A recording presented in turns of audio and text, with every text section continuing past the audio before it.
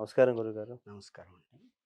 గురుగారు, ముందు కాలజ్ఞానం నుంచి వద్దాం. వీరబ్రహ్మేంద్ర స్వామి వారు కొన్ని వందల సంవత్సరాల క్రితం మనకు కాలజ్ఞానాన్ని ఇచ్చారు. అవును.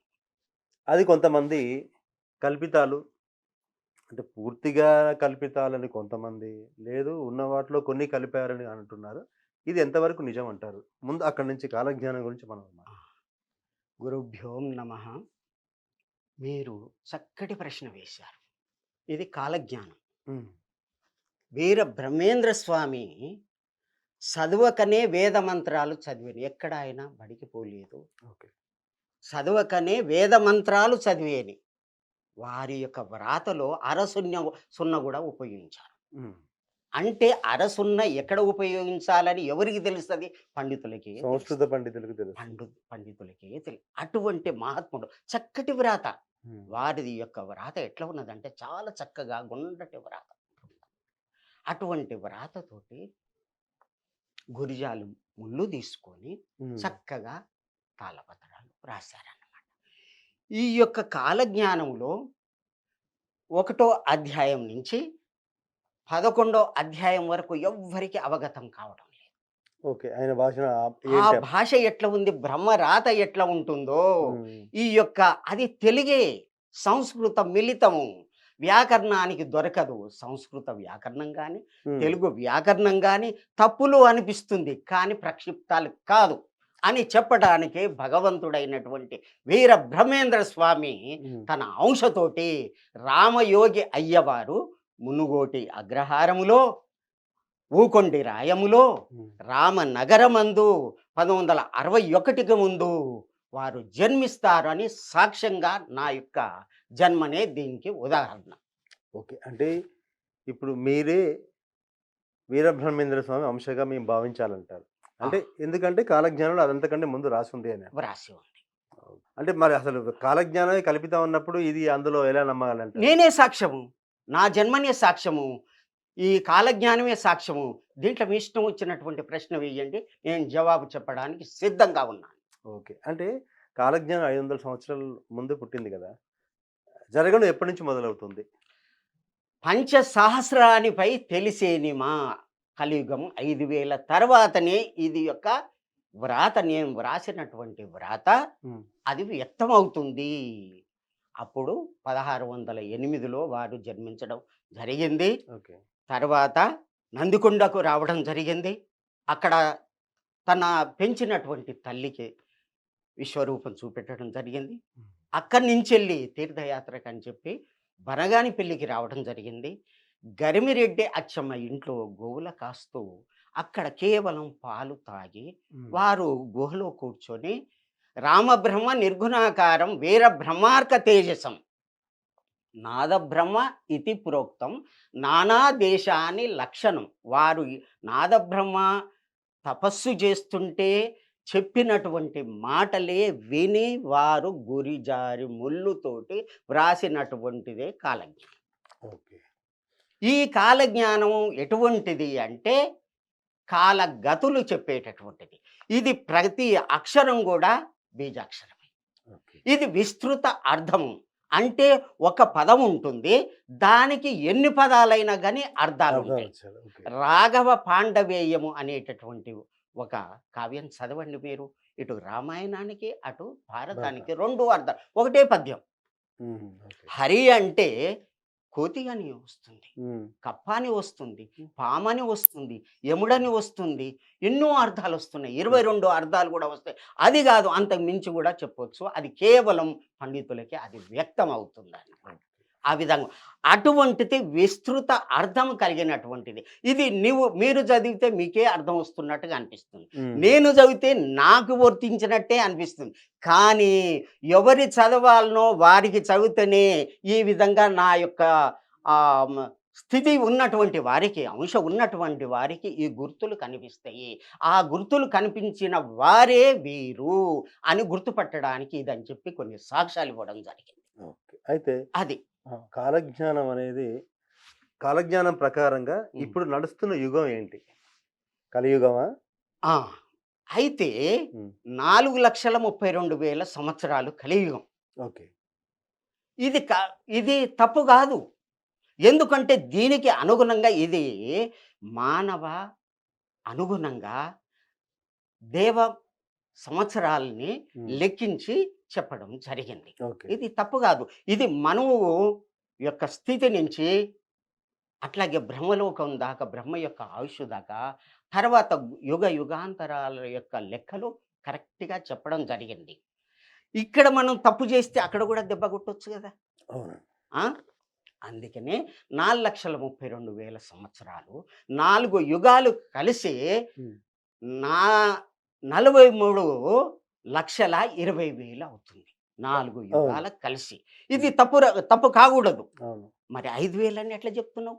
అని అడగొచ్చు గదా మీరు. అవును. ఎగ్జాక్ట్‌లీ. అది అన్నమాట. హ్మ్. 4,32,000 సంవత్సరాలు నడిచేటటువంటి కలియుగాన్ని హ్మ్. మీరు 5,00,000 అంటే ఎట్లా గుర్తించాలి? ఇది తప్పు అనేవాళ్ళు కోకొల్లలు ఉన్నారు. ఓకే. కానీ అంటే కోకొక్కలు కొంతమంది పండితులు ఏమంటారంటే ఇంక అసలు కలియుగంలో ప్రథమ భాగమే అయిపోలేదు. చాలా సంవత్సరాలు ఉంది కలియుగం అంతం అవ్వడానికి అంటారు. అంటారు. హ్మ్. అది చెప్పడానికే ముఖ్యంగా కాలజ్ఞానంలో వీర బ్రహ్మేంద్ర స్వామి వ్రాసినటువంటి ముఖ్య విషయాలు ఇవన్నమాట. హుహు. ఇది తాను వ్రాస్తూ ఇది పంచసహస్రానిపై తెలిసేది మాకు. ఇది 5,000 సంవత్సరాల తర్వాతనే తెలుస్తుంది. ఇది దీంట్లో ఉన్నటువంటి విషయాలు అర్థం చేసుకొని చెప్పేవాళ్ళు గూడా పుడతారు హ్మ్. అని వ్రాశారన్నమాట. అయితే పరీక్షిత్ మహారాజు జననం నుంచి తర్వాత అక్కడి నుంచి మొదలై శ్రీకృష్ణుడు వెళ్ళిపోయిన కాడి నుంచి మొదలైనటువంటి కలియుగము హ్మ్. విక్టోరియా రాణి కలకత్తాను హ్మ్. రాజధానిగా చేసుకొని పాలించారు. 1901 సంవత్సరం 1900 అప్పుడు మరణించడం జరిగింది. 8 మంది మంత్రులతోటి పాలన చేసి ఆమె గతం జరిగింది. అంతవరకే ఉన్నది భవిష్యత్ పురాణం. ఓకే. భవిష్యత్ పురాణములో అట్లా పానీయం వదంతి పాని మన భారతదేశాన్ని ఎటువంటిది భేదభూమి, అవును. సంస్కృత భూమి. సంస్కృతం ప్రతి ఒక్కరు కూడా సంస్కృతంలో మాట్లాడేటటువంటి భేదభూమి మనది.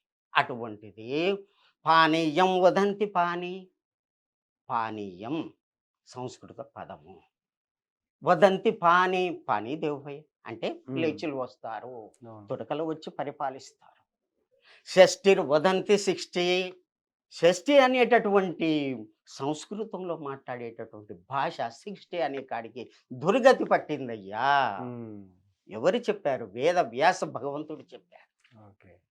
ఆయన ఆయన చెప్పినటువంటిదే ఎక్కడి వరకు ఇచ్చాడు? విక్టోరియా రాణి వరకు ఇచ్చాడు. తర్వాత ఇయ్యలేదు. అక్కడికి ఎంత అయింది కలియుగము? 5,000 అయ్యింది. 4,32,000 సంవత్సరాలని వారే వ్రాసారు. హ్మ్. 5,000 వరకే లెక్క ఇచ్చారు. అవును. అదే అంశతో పుట్టినటువంటి పరమాత్ముడైన వీర బ్రహ్మేంద్ర స్వామి తన యొక్క తపస్సులో వినిపించినటువంటి మాటల్లో కూడా 5,000 తర్వాత భగవంతుని యొక్క ఆవిర్భావం జరుగుతుంది అని చెప్పాడు. ఓకే. చెప్పారు. 5,000 సంవత్సరాల తర్వాత ఇప్పుడు ఆల్రెడీ భగవంతుడి యొక్క పునరావిర్భావం జరిగిందంటారా? ఆ! అయితే ఈ యొక్క 4,32,000 సంవత్సరాల బదులు మనం 5,000కే ఎందుకు తీసుకుంటున్నాం? భగవంతుడు ఏమన్నాడు?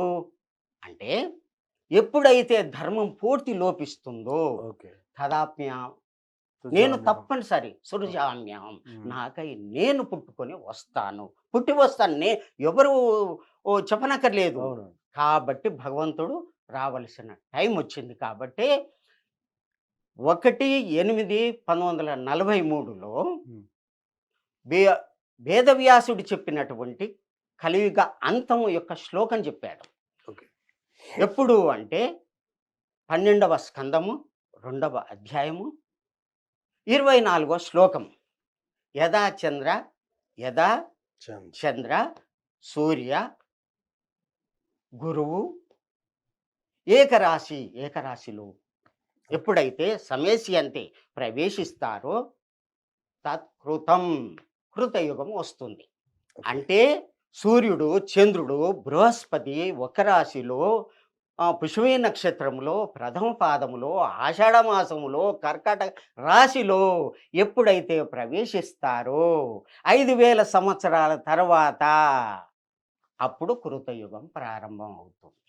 ఓకే. అంటే ఇది అది ఎప్పుడు జరిగింది? 1/8/1943లో జరిగింది. ఓకే. అంటే ఇప్పుడు ఉంది కృతయుగం అంటారైతే. అవును గదా! ఎట్లా అనేది సరే. నిరూపించడానికి నేను చెప్తున్నాను. అయితే దాన్ని ఎప్పుడన్నాడు? కలియుగము అంతములో వస్తా అన్నాడు భగవంతుడు. అవును. ఆయన యొక్క మాట అది. అవును. మరి 43కే అయిపోతే భగవంతుడు ఎప్పుడొచ్చాడు? అని మీరు ప్రశ్న వేయొచ్చు గదా! అంతే. అది అన్నమాట. అయితే దానికంటే ముందే భగవంతుని యొక్క అవతారాలు రావాలి. ఈ వీర బ్రహ్మేంద్ర స్వామి వ్రాసినటువంటి గోవింద వాక్యాలలో ఏమని చెప్పారంటే, భూదేవి, హ్మ్. దేవేంద్రుడు, మునులు, బ్రహ్మదేవుడు అందరూ కలిసి వైకుంఠానికి పోవడం జరిగింది. ఎప్పుడు అంటే 1891లో కరనామ సంవత్సరము అని దీంట్లో క్లియర్‌గా రాసింది. ఓకే. డేట్ ఇచ్చాడు. ఎందుకు పోయింది అంటే 4 పాదాల యొక్క ధర్మం పూర్తి లోపించింది.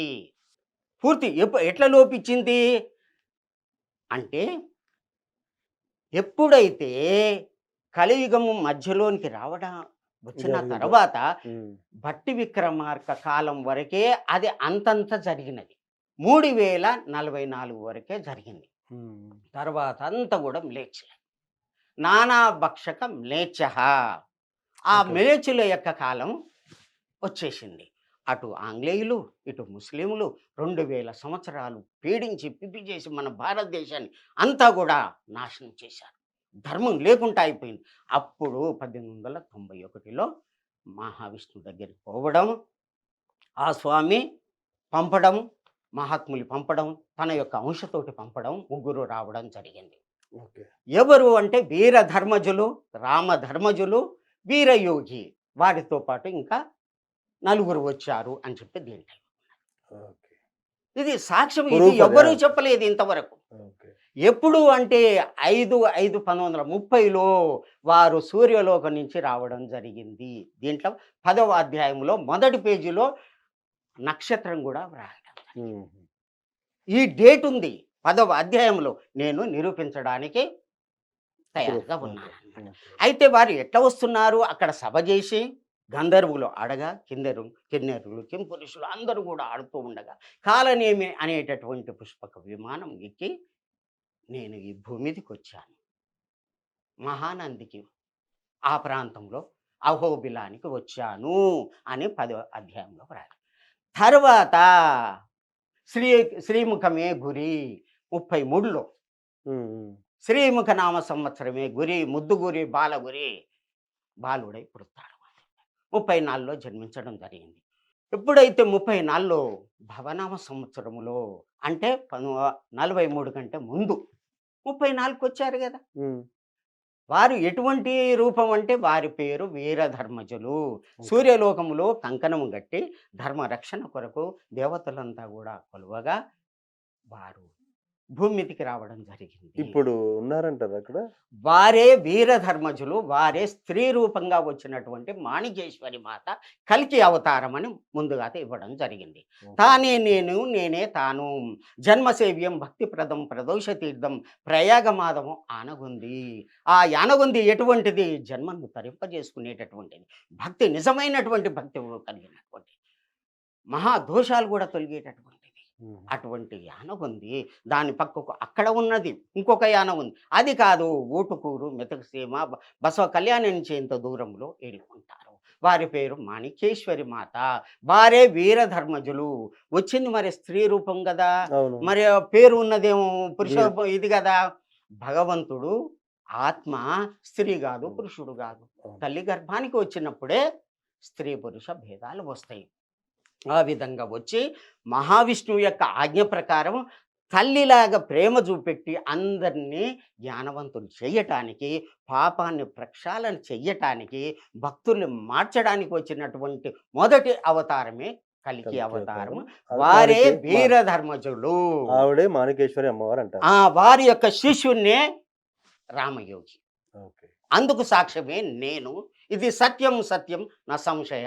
అస్మాపి లిఖితం యత్రాపి విరూపాక్ష ఈశ్వర సన్నిధౌ. ఆ ఈశ్వరుడే సాక్షి అని చెప్పి వీర బ్రహ్మేంద్ర స్వామి వ్రాశారు. ఫైన్. బావుంది 7వ సార్. అధ్యాయములో చివర్లో శ్లోకాలు ఇచ్చాడు. ఆ విధంగా వ్రాసి కల్కి అవతారం రావడం జరిగింది. ఓకే. అదే అన్నమాట. ఫ అయితే రెండవ అవతారం తాను వస్తా అన్నాడు గదా! హ్మ్. మీరు అడగండి ఇప్పుడు చెప్తాను. అదే. మళ్ళీ బ్రహ్మేంద్ర స్వామి వస్తాను. అది కాదు నేననేది. ఆ! ఓకే. కలియుగం ప్రకారం మరి అలా అంతం అంటే 2030 వరకు సమయం అయిపోతే మరి కలియుగాంతం జరుగుతుందని అనుకోవచ్చా? ఆ! అయితే 43కే వారి కలికి అవతారం రావడం జరిగింది గదా! కలికి హ్మ్. అంటే స్త్రీ రూపం. ఓకే. సంస్కృతంలో స్త్రీ రూపకంగా వచ్చారు. మహావిష్ణువే వచ్చారు. 3 రూపాలతో వచ్చారు. వచ్చారు. ధ్యానం గురించి, యోగం గురించి వారు ఇచ్చిన తర్వాతనే ప్రపంచమంతా గూడా ధ్యానం జేయాలి, యోగం జేయాలని అందరూ ధ్యానం ధ్యానం జేస్తుర్రు, యోగం జేస్తుర్రు.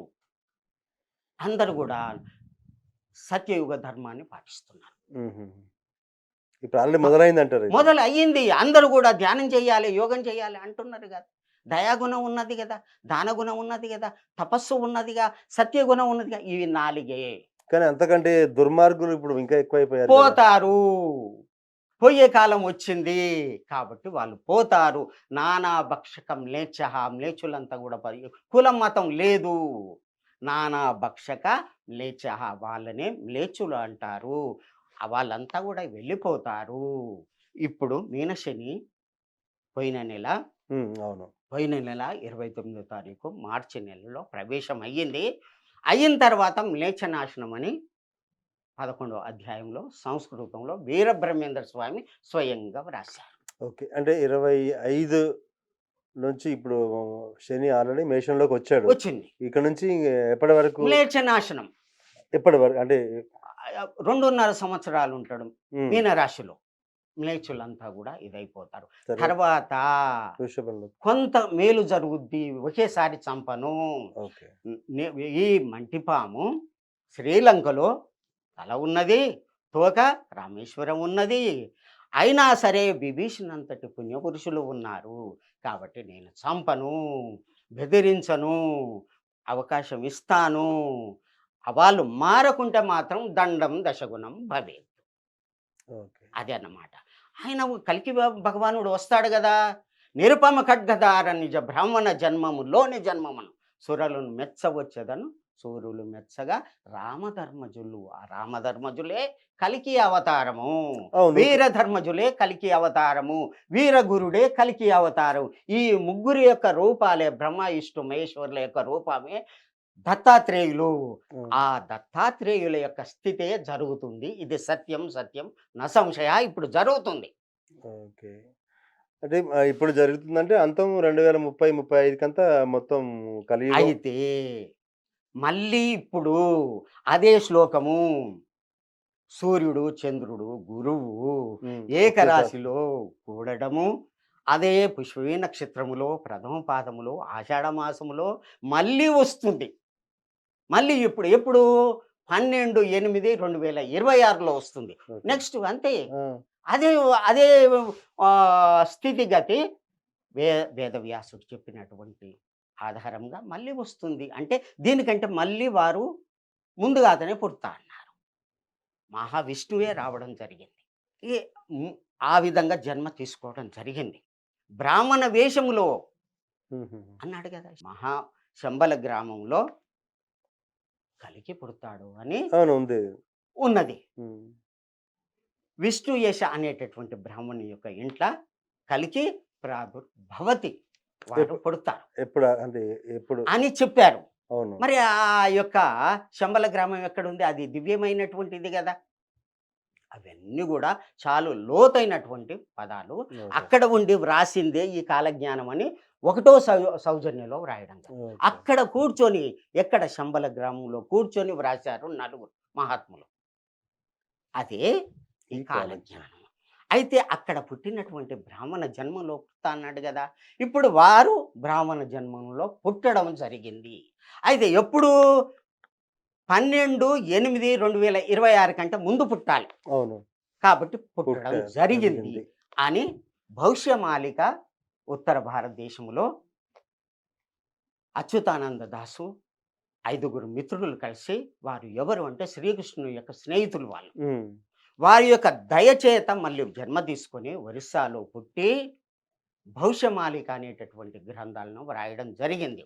హుహు.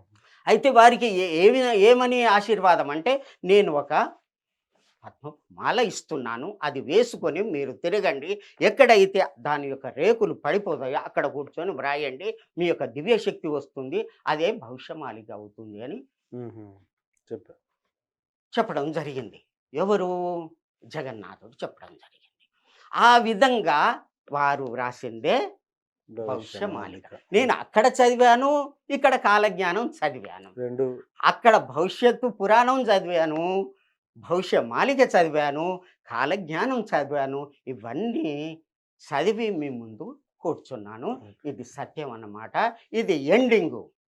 ఎందుకు అంటే ఈ మధ్యకాలం అంతా కూడా ఏమిటది అంటే 4,32,000 సంవత్సరాల్లో అది ఎటువంటిది? అది అంతా కలియుగ సంవత్సరాలు ఇచ్చాడు. ఓకే. కలియుగ కాలమానం అది. దీంట్లో అంతర్యుగాలని ఉంటవి, ధర్మయుగాలని ఉంటవి. 3 రకాలు ఉంటాయి. ఓకే. ఇది ఎవరు చెప్పరు. ఎక్కడ వ్రాసి ఉండదు. మహాత్ములకే తెలుస్తుంది. హ్మ్. ఇది ధర్మయుగం. ధర్మాన్ని నిలపడానికి వచ్చినటువంటి యుగం ఇది. ధర్మం మారుతుంది. కృతయుగ ధర్మంబు పారంభుమూరి అని చెప్పి కేవలం ఈ పరమాత్ముడు వ్రాశాడు. ఎక్కడ? ద్విపద కావ్యంలో వ్రాశాడు. దీంట్లో ఉంది. ఓకే. రాశాడు. ఆ ధర్మాన్ని నిరూపించడానికి, అది చేయటానికే నేనొస్తున్నాను. ఇది ధర్మ సంస్థాపన యుగము. ఓకే. ఈ కాలం ఉన్నది గదా! 43 నుంచి ఇప్పుడు వచ్చే సంవత్సరం వరకు ఈ హ్మ్. మధ్య కాలం అంతా సంధి సంధికాలం. కాలము. ఓకే. అది 4,32,000 కరెక్టే. హ్మ్. ఇది కరెక్టే. ఓకే. ఫైన్. దీంట్లో 3 రకాలుంటాయి. ఒకటి కలియుగ సంవత్సరాలు తెలిపేటటువంటి యుగం. హ్మ్. అంతర్యుగం. దాంట్లో వచ్చేటటువంటి యుగాలన్నీ ఉంటాయి. ధర్మయుగం అని ఉంటుంది. ఈ విధంగా ఉంటది. ఈ రహస్యం ఎవ్వరికీ తెలవదు. కేవలం మహాత్ములకే తెలుస్తుంది. ఈ యొక్క రహస్యాన్ని చెప్పిన వాళ్ళు కూడా ఉన్నారు. అదంతా కూడా ఇది ధర్మాన్ని నిలపటానికి వచ్చినటువంటి పరమాత్ముడే జగన్నాథుడు. నైస్ అండి. మంచి విశ్లేషణ. అంటే ఆహ్, కాలజ్ఞానంలో ఉన్న విషయాలన్నీ అంటే మీరు ఆయన అంశగా వచ్చి మాకు వివరించినట్టుగానే అనిపించింది క్లియర్‌గా. గురువుగారు అదే మీరు చెప్పింది ఇది ధర్మయుగం వరకు వచ్చామని చెప్పారు. కలియుగ అంతం అయిపోయింది అని ఈ శని ఎప్పుడైతే మీనరాశిలోకి వచ్చాడో అక్కడి నుంచి ఇంకా అంత పర్యవసానం అంతా అందరూ ఎదుర్కోవాల్సింది అంటున్నారు. వాటి దశలేంటో ఒకసారి మాకు తెలియజేయండి. అది. అయితే బ్రహ్మంగారు వ్రాసినటువంటి వీరధర్మజ చరిత్ర అనేటటువంటిది ఏకాదశి అధ్యాయంలో సంస్కృతంలో వ్రాయడం జరిగింది. చివరన ఏమని ఇచ్చారంటే, శని ప్రవేశం ఎప్పుడైతుంది అంటే 29/3/2025 నుండి 2/6/2027 వరకు మీనరాశిలో శని ఉంటున్నాడు. అప్పుడు ఏం జరుగుద్ది అంటే మ్లేచ్చులు నాశనం అవుతారు. ఓకే. మ్లేచ్చులు అంటే కులం మతం ఇది భయం కాదు. లేదు. ఎవరైతే గురు పాపాత్ములు గురు ధర్మములు లేక కుటిల మానవులు తిరుగుచుందురు పలు దేశాలు అని అందరూ కూడా తిరిగి ఎక్కడ ఇప్పుడు ఇంతకుముందు చెప్పుకున్నాం కదా, ఆ విధంగా ఇదయ్యి వాళ్ళు పతనమైపోతారు, నాశనం అయిపోతారు. టైం వచ్చేసింది. ఓకే. అయితే తర్వాత 3/6/2027కు మేషరాశిలోనికి శని వస్తున్నాడు. అవును. వారు చెప్పిందే ఇది. తర్వాత 7/8/2029కి వరకు మేషరాశిలో శని ఉంటుంది. అప్పుడు కొద్దిగా మాత్రం మేలు జరుగుతుంది, లోకానికి మేలు జరుగుతుంది అని చెప్పాడు. తర్వాత వృషభ రాశిలోనికి 8/8/2029కి ప్రవేశిస్తున్నాడు శని. అక్కడి నుంచి 35/2032 వరకు ఉంటున్నాడు. ఈశాన్య మూలలో విషగాలి పుట్టి విపరీత జనులంతా చచ్చేరుమా. మన 2032లో అంటారు. 32 వరకు ఉంటుంది. ఈ లోపట్నే 29 నుంచి విపరీతంగా చచ్చిపోతాడు. ఓకే. యుద్ధం జరగవచ్చు, వ్యాధులు జరగవచ్చు, మత కల్లోలాలు జరగవచ్చు, ఏదైనా జరగవచ్చు, విపరీతంగా చస్తారు అవునండి. అని బ్రహ్మంగారి యొక్క ఈ ఏకాదశ అధ్యాయమే సాక్ష్యము. డేట్లు తెలిసినాయి. అంటే మీరు చెప్పిన ఆ డేట్ల ప్రకారం కూడా ఇప్పుడు జరుగుతున్న సూచనలు అలానే ఉన్నాయి. అమెరికా, చైనా అసలే స్టార్ట్ అయింది సుంకాల పేరు మీద. ఇజ్రాయిల్, గాజా అక్కడ ఫైటింగ్. అంటే మొత్తానికి మూడో ప్రపంచ యుద్ధం వచ్చి మీరు కాలజ్ఞానంలో చెప్పిన విషయాలు పూర్తిగా జరిగేలా కనిపిస్తున్నాయి. దాంట్లో తప్పనిసరిగా జరగబడుతుంది, లేకపోతే తప్పవుతుంది. ఈ కాలజ్ఞానం తప్పే అయితే కాశీలో గోహత్య చేసిన పాపాన పోతాను, నేను జన్మ తీసుకొని వస్తాను, నిరుపమ ఖడ్గదార నిజ బ్రాహ్మణ జన్మం లోని జన్మమును అంటే లోపడి చిన్న జన్మలో పుట్టవచ్చు, బ్రాహ్మణ జన్మలో కూడా పుట్టవచ్చు. నా పుట్టుక నాకే తెలియను, ఏ దేవదేవుడు ఎరగడు. ఆ విధంగా వస్తాను. మరి ఖడ్గం పట్టుకొని వస్తా కదా, వాకు డాకుల చేత వన్య ఇచ్చే వాక్యే డాకయ్యా, అదే కత్తి. ఒక్క మాట అన్నదంటే అన్నానంటే అది అయిపోతుంది. అదే వాక్కు డాకుల మీద వన్య తెచ్చే అని స్వామివారే చెప్పారు. కత్తి కనిపించదు, గుర్రం కనిపించదు, కానీ పంచశక్తులతోటి భూమండలం కరిష్యామి. ఈ యొక్క పంచభూతాలతోటి ఈ విధంగా భూమండలం అంతా కూడా ధర్మం నిలబడుతుంది. ఎక్కడ అయితే పాపం ఎక్కువైతుందో అక్కడ భూకంపాలు వస్తాయి. ఇది అమ్మవారు చెప్పారు. అక్కడ అక్కడ ఒప్పుకొని వచ్చారు. వైకుంఠంలో భూదేవి స్వయంగా ఆమెకు స్థితి ఉన్నది. ఎక్కడైతే పాపం ఎక్కువ ఉందో అక్కడ భూకంపాలతోటి అందరినీ ఇది చేసి నాశనం చేస్తాను ఆమె చెప్పింది. వస్తున్నాయి కూడా అండి. అట్లాగే సునామీ అగ్ని చేత, వాయువు చేత, జలము చేత, ఇంకా వ్యాధుల చేత, అనేక రకమైనటువంటి విపత్తుల చేత భూమండలం కరిష్యామి. ఈ విధంగా భూమి అంతా కూడా ప్రక్షాళన చేస్తాము. తర్వాత మిథున రాశికి ఎప్పుడు అంటే 31/5/2032 నుండి 11/7/2034 వరకు మిథున రాశికి శని వస్తున్నాడు. అప్పుడు భూభారం అంతా కూడా నాశనం అవుతుంది అని స్వామివారి మాటలు. భూభారం నాశనం అంటే పాపాత్ములు అనే వాళ్ళే ఉండరు. అందరూ యోగము, ధ్యానము, సత్యము, ధర్మము అనేటటువంటి వాళ్ళే ఉంటారు. ఎప్పుడు అంటే 2032 నుంచి 34 లోపట అంత ధర్మాత్ములే. ఇది సత్యం అన్నమాట. తర్వాత ఆనందనామ సంవత్సరములో కలియుగ యొక్క ధర్మం ఇప్పుడు లేదు. వాళ్ళు ఇట్లా ఉంటురు, వీళ్ళు ఇట్లా ఉంటురు అని అన్నారు కదా, అప్పుడు దొరకరు. అంత సత్యయుగమే అవుతుంది. అంతే సత్యవంతులే ఉంటారు. ధ్యానం, యోగం, ధర్మం, న్యాయం అంతా కూడా విచారించే వాళ్ళే ఉంటారు. ఈ మాటలు తప్పు కాదు, బ్రహ్మం గారు రాసినటువంటి మాటలు ఇవి. ఆనందనామ సంవత్సరములో కలియుగ ధర్మం నాశనం అవుతుంది. కలియుగ ధర్మం అన్నాడు, కలియుగం అనలే, కలియుగ ధర్మం అన్నాడు. దానికి అక్కడ దెబ్బ కొడుతుంది. కలియుగ లక్షణాలకు, కలియుగ సంవత్సరాలకు దెబ్బ కొడుతుంది. అది కాదు, అంతర్యుగం యొక్క ధర్మాన్ని నిలపటానికి వచ్చినటువంటి పరమాత్ముడే కలికి భగవానుడు. కలికి కర్ణాటక మందు మధుసింహ మందు అని రాజు. కలికి ఎక్కడుంటాడు? కర్ణాటకంలో ఉంటాడు, కర్ణాటక దేశంలో ఉంటాడు, మధుసింహంలో ఉంటాడు అన్నాడు. అక్కడ ఉత్తర భారతదేశంలో కూడా ఆయన యొక్క పుట్టుక గురించి చక్కగా చెప్పడం జరిగింది. అవన్నీ కూడా భవిష్యమాలిక గురించి చెప్పుకునేటప్పుడు ఆ యొక్క కలికి భగవాన్ గురించి విస్తారంగా చెప్పుకుందాం. Okay sir.